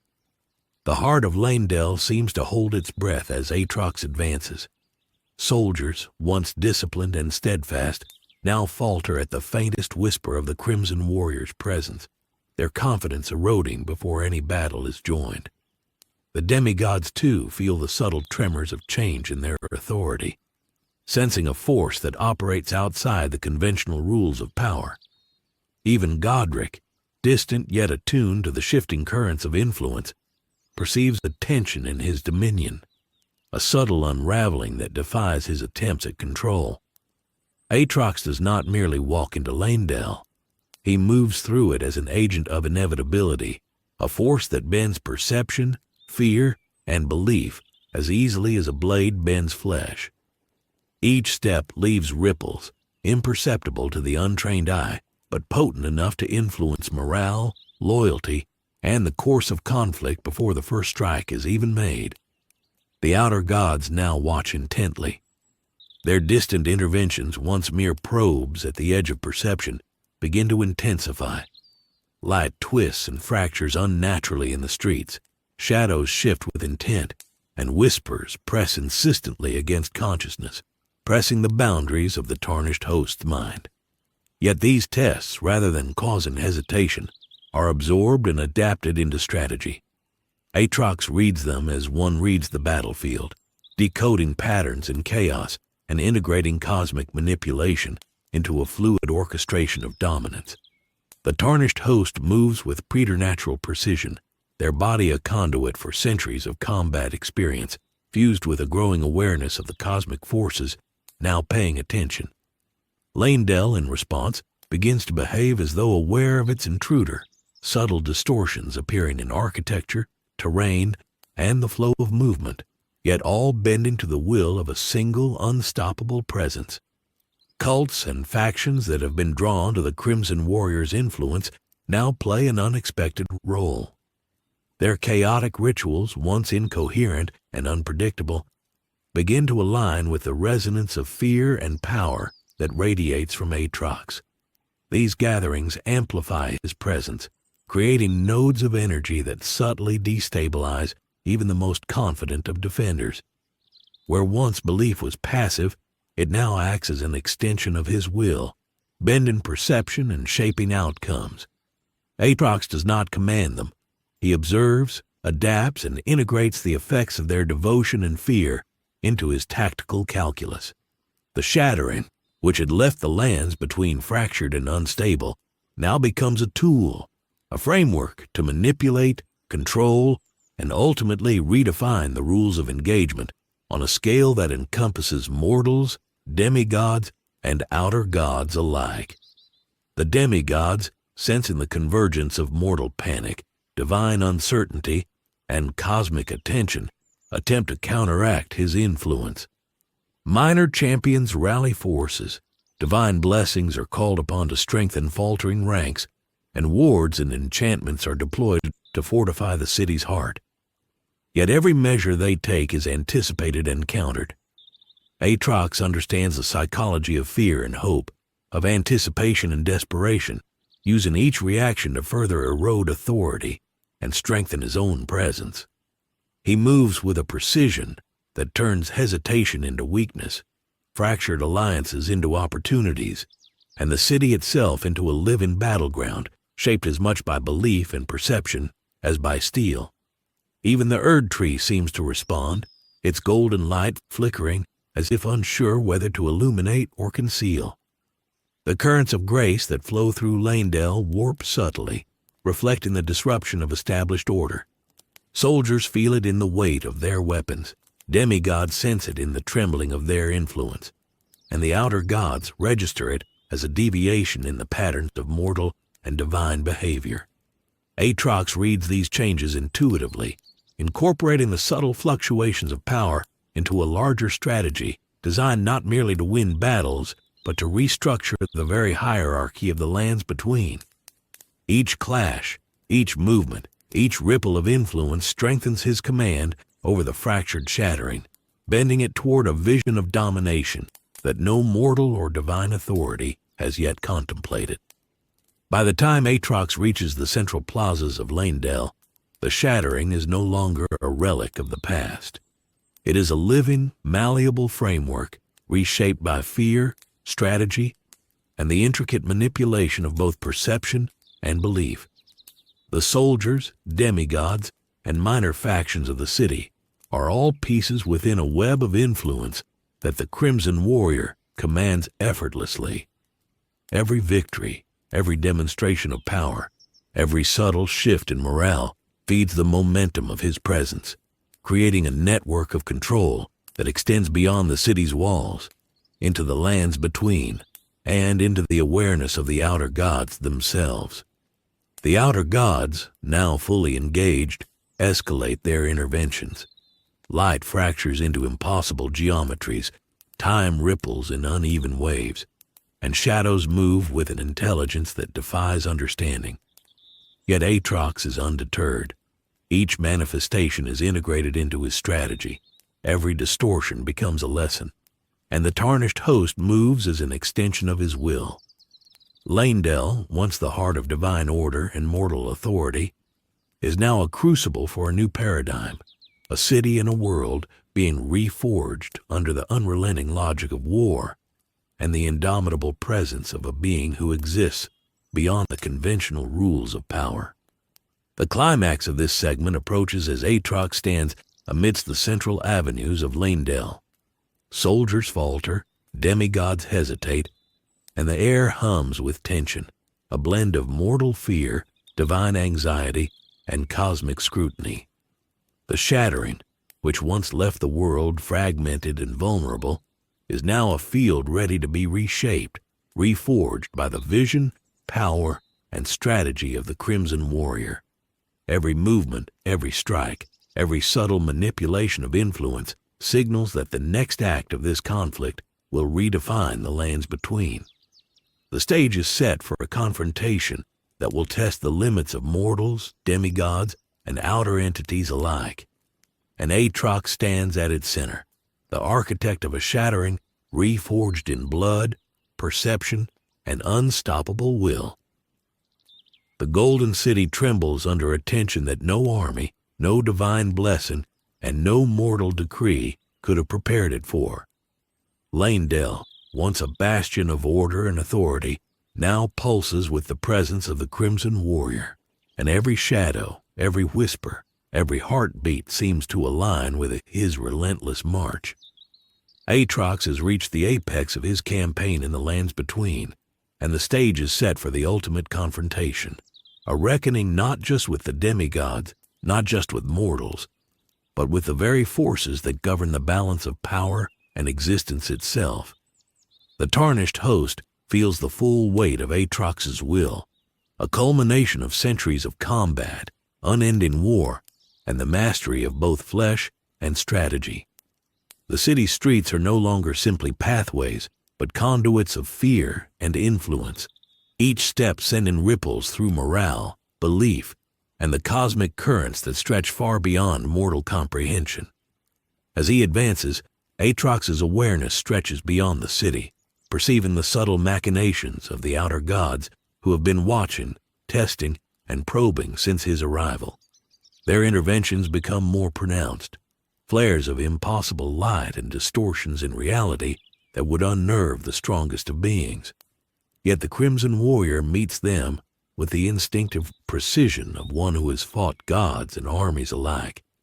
Each probe, each manipulation, is not just countered but absorbed, integrated, and weaponized, becoming part of a strategy that fuses mortal cunning with cosmic understanding. The lands between itself seems to recognize his presence, responding in subtle ways. The air thickens, shadows twist unnaturally, and even the flow of grace from the Erd Tree fluctuates in recognition of the force that now dominates the city's heart. The demigods, long accustomed to wielding authority through fear, power, and divine presence, now confront an entity that defies all rules they have relied upon. Godric's army falters under the weight of anticipation and dread, their formations unraveling as commanders hesitate, unsure of whether the Crimson Warrior is mortal, divine, or something far beyond comprehension. Even figures like Ranni, distant yet omniscient in their influence, sense a disruption in the flow of fate and prophecy. Their calculations, built on centuries of observation and divine order, struggle to account for a force that bends reality and belief with equal ease. Aatrox does not merely defeat his enemies, he dismantles the foundations of their confidence, turning hesitation into weakness, fear into a weapon, and the very perception of authority into a tool of domination. Within Leyndell, the streets and plazas become stages for acts of war that defy conventional understanding.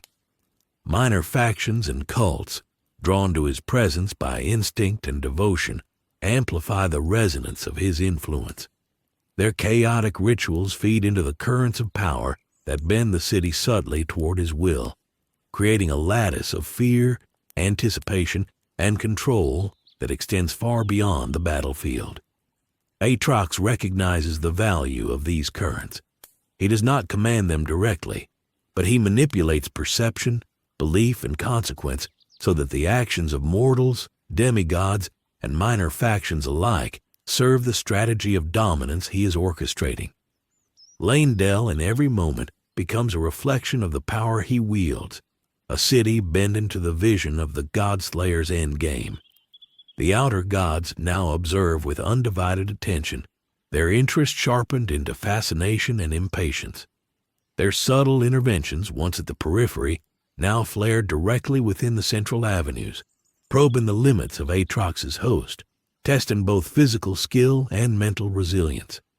Impossible geometries flash at the edges of perception, shadows move with independent intent, and fragments of reality ripple as if alive.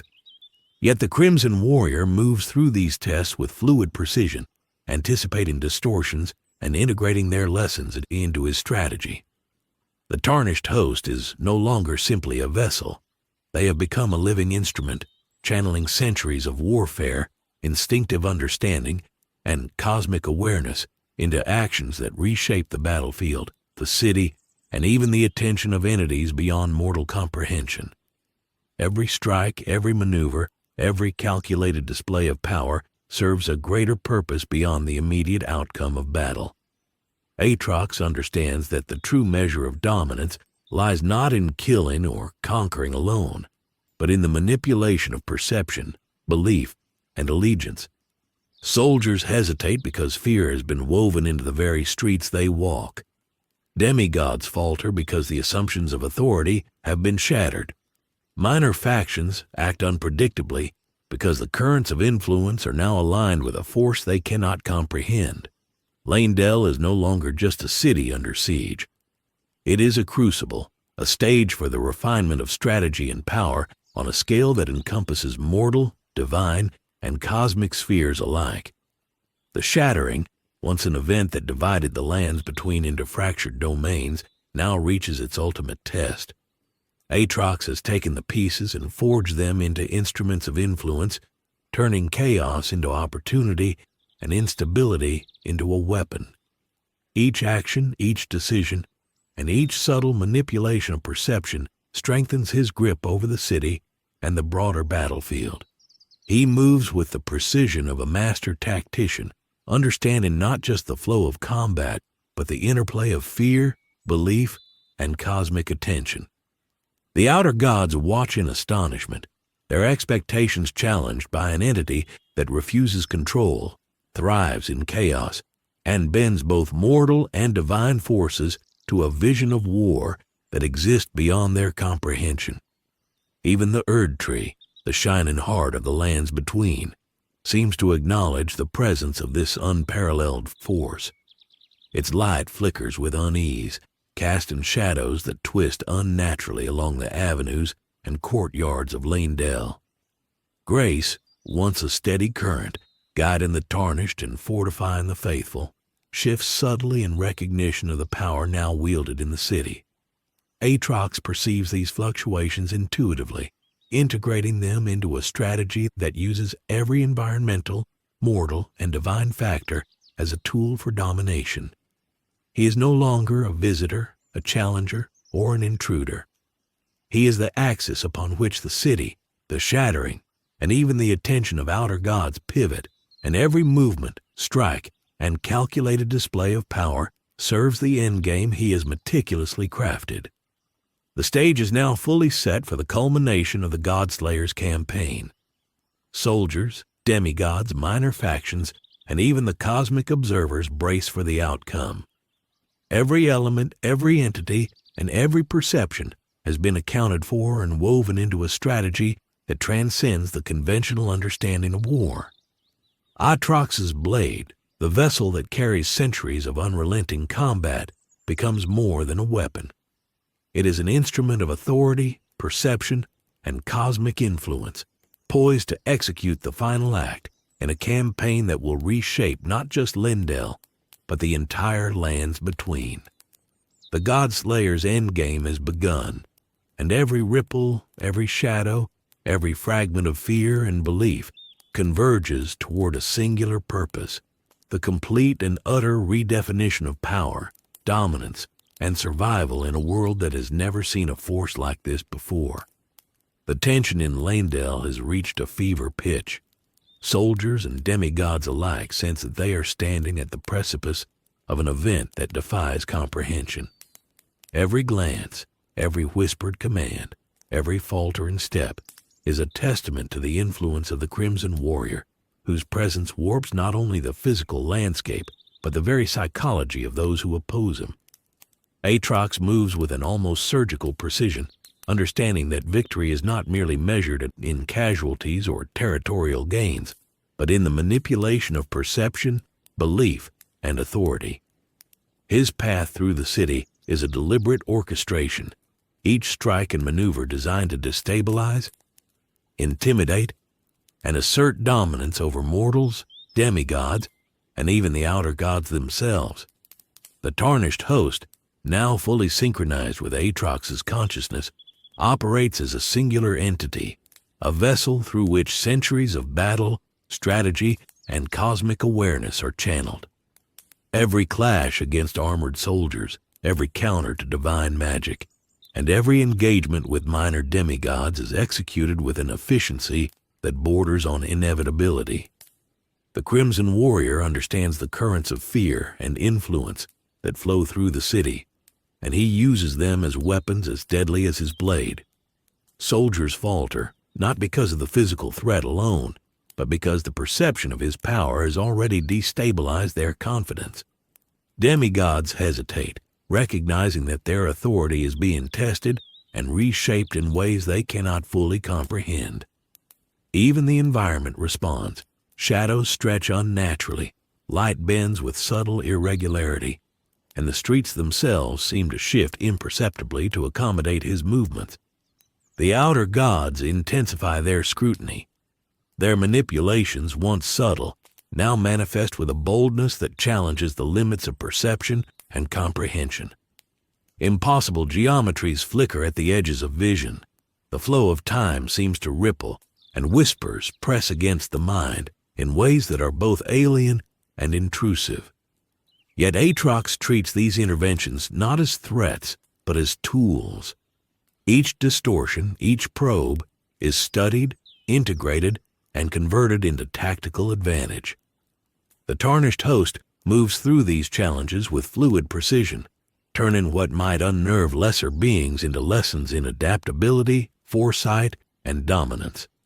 Every step is calculated, every maneuver intentional, and every engagement a test of how belief, fear, and cosmic attention can be transformed into instruments of power.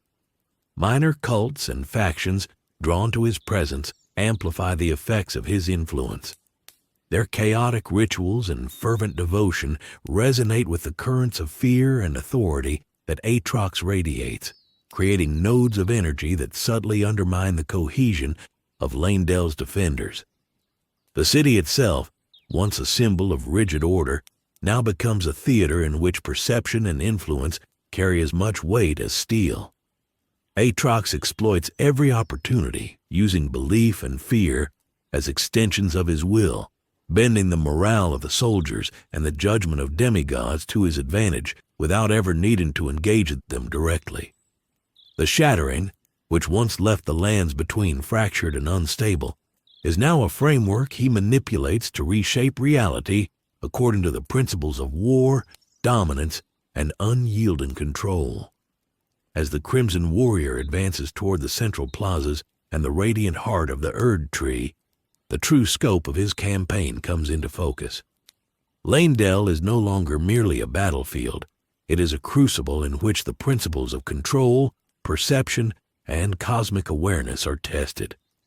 Soldiers and minor demigods act as pieces within a larger strategy, their movements anticipated, their hesitations exploited, and their very perception of authority manipulated.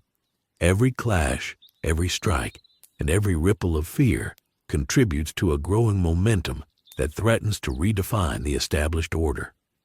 The outer gods, once mere observers, now recognize that the entity before them operates on a plane that blends mortal cunning, divine insight, and cosmic adaptability into a single unstoppable force.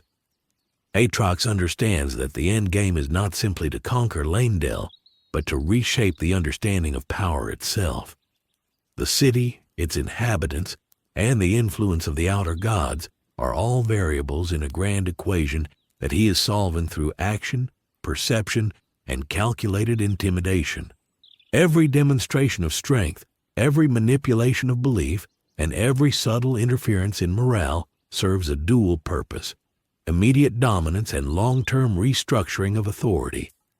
Leyndell, once a monument to order and divine will, is transforming under his presence into a stage for an entirely new hierarchy, one that recognizes the inevitability and supremacy of the Godslayer.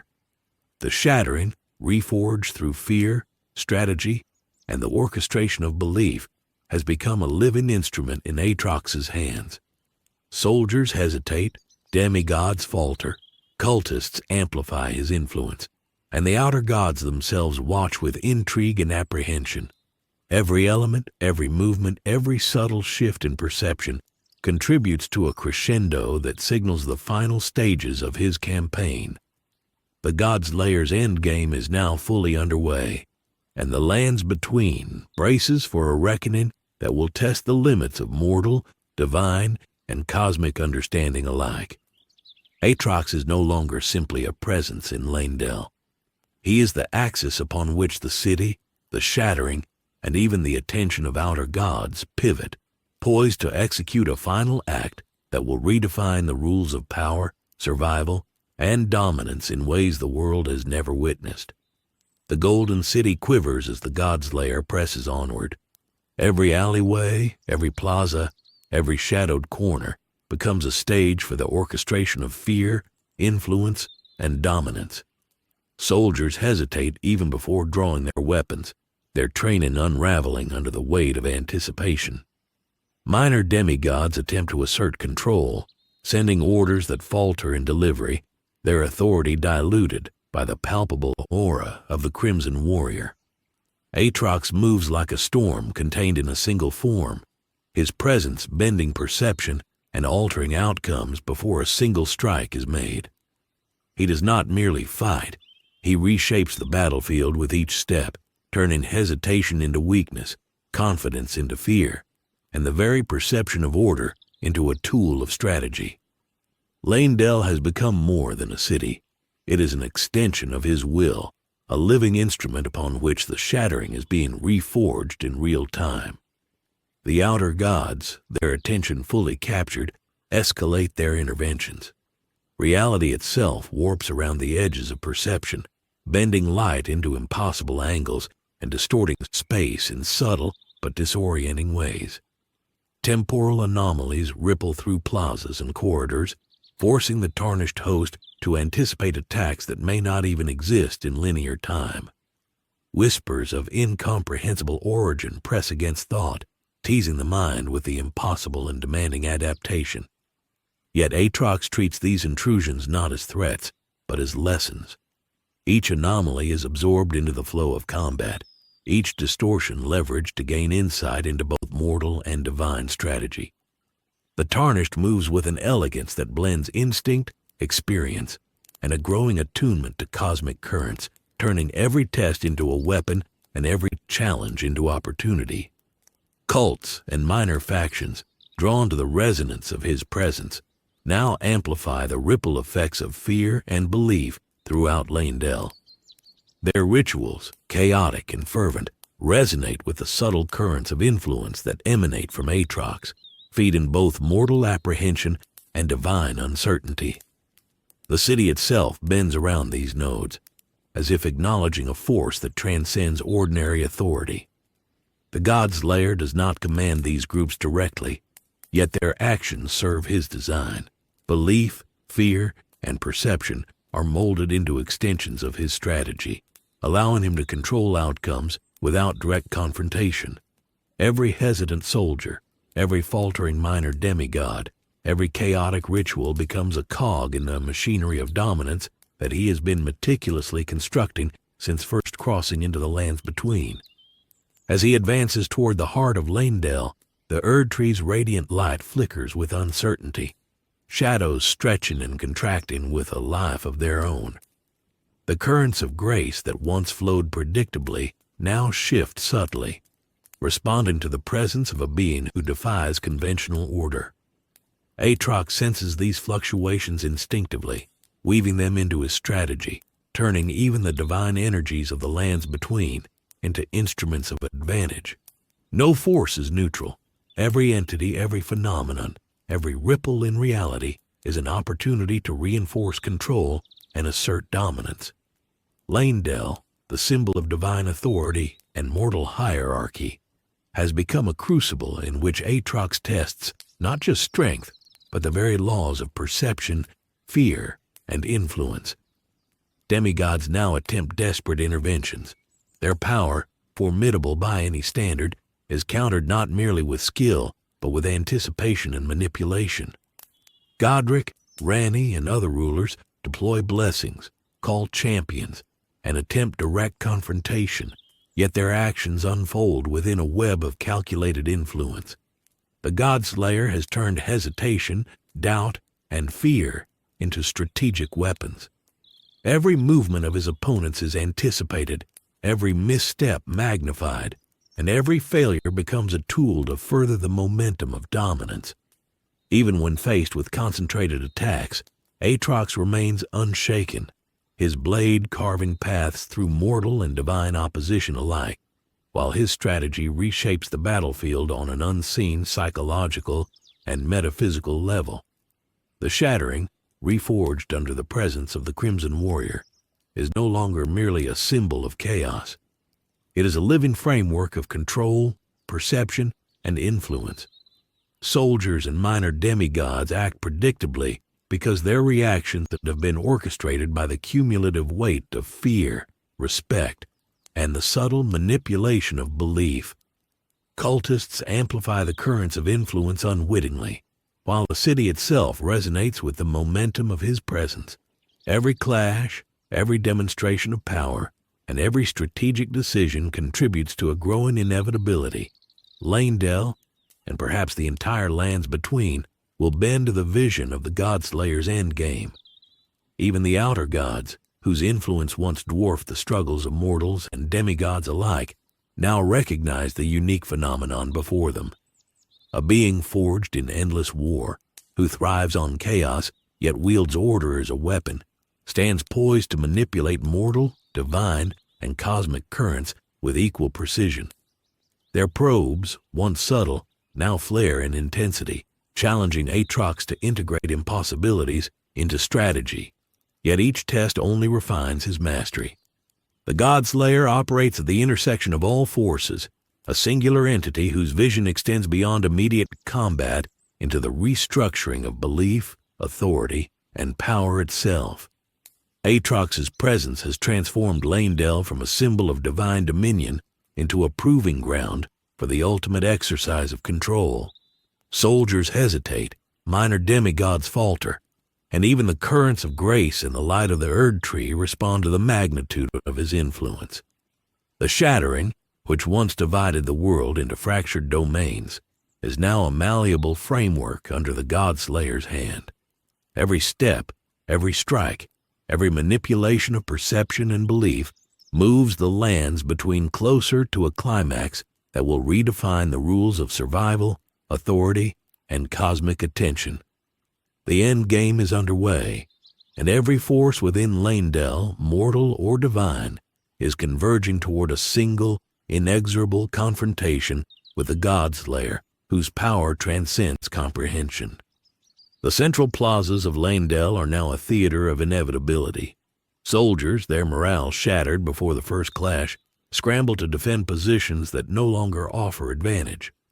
Minor demigods call upon their powers in desperation, unleashing bursts of divine energy meant to deter the Crimson Warrior. Yet each display is anticipated, countered, and absorbed into the rhythm of Aatrox's assault. The tarnished host moves with unerring precision, each strike a lesson in both fear and authority, each maneuver a reflection of centuries of combat wisdom fused with an understanding of cosmic influence. Leyndell itself seems to bend around him, streets narrowing to channel attention, light bending to accentuate his presence, and shadows stretching to amplify dread. The city is alive, aware, and yielding to the Godslayer's will. As the outer edges of the Erd Tree's light flicker unnaturally, Aatrox senses the culmination of all forces, mortal, divine, and cosmic, converging in a single point of reckoning. The outer gods, long observers of the lands between, now watch in anticipation, their subtle manipulations intensifying but failing to destabilize the Crimson Warrior. Impossible geometries flash at the edges of vision, time warps in unpredictable pulses, and whispers of incomprehensible origin press against the host's consciousness. Yet every challenge strengthens the synergy between Aatrox and the tarnished body. What would break ordinary mortals or demigods only refines him further. The Godslayer has become more than a warrior.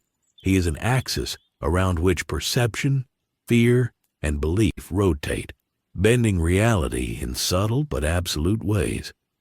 The shattering, reforged through manipulation, strategy, and sheer presence, reaches its apex.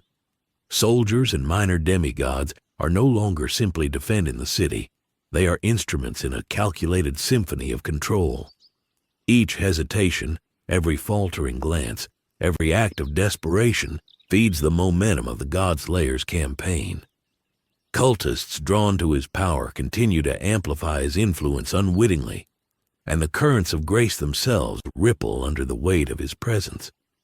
Leyndell is no longer a city under siege.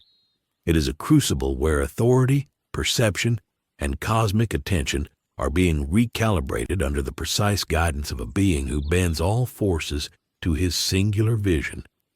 At the pinnacle of the central plaza, where the golden light of the Erd tree meets shadowed corners of ancient architecture, the Godslayer pauses, surveying the culmination of his campaign.